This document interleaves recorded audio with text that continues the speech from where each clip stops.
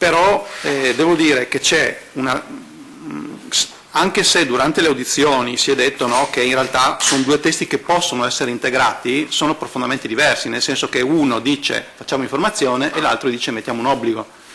È vero che a priori non vanno in contraddizione, perché potrei mettere sia l'obbligo che le vaccinazioni, ma partono dal mio punto di vista da principi e da priorità diverse.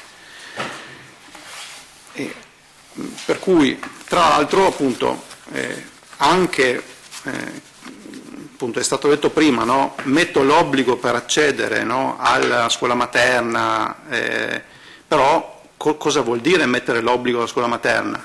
Perché è stato detto, cioè non c'è possibilità di opporsi al dissenso informato, almeno non credo che ci sia, almeno che uno non faccia un trattamento sanitario obbligatorio. Se uno dice io ho letto e ritengo che questo non sia il bene di mio figlio, io non posso dirgli di no.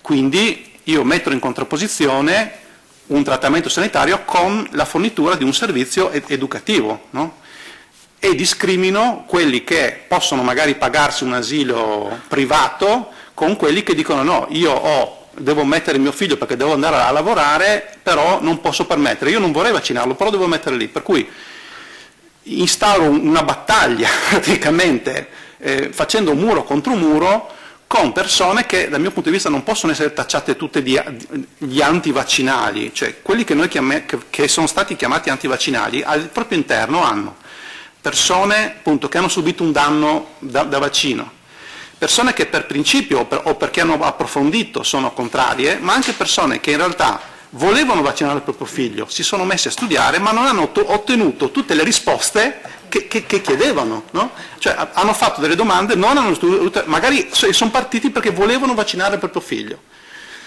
e tutti questi noi li tacciamo di antivaccinali.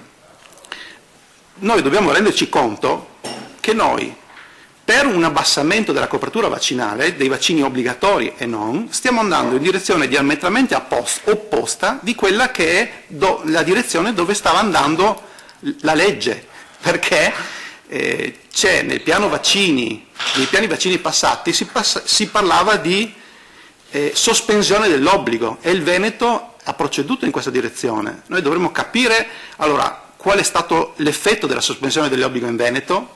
Dovremmo capire, bisognerebbe capire cosa succede anche a livello europeo, È stato detto che a livello europeo non tutti hanno l'obbligo delle vaccinazioni, e ci sono stati che non hanno l'obbligo per le vaccinazioni che hanno una copertura altissima.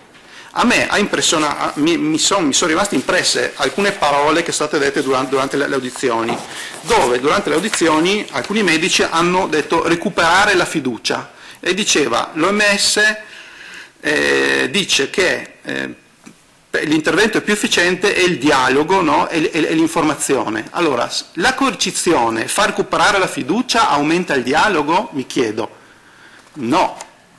Allora, non solo, ma visto che altri stati, non mettendo questo ricatto per accedere, perché è un ricatto per accedere ai servizi educativi, ma non mettendo neanche vaccinazione obbligatoria, adesso si sta parlando ma allora mettiamo tutti obbligatori, anche non avendo vaccini obbligatori hanno una copertura altissima.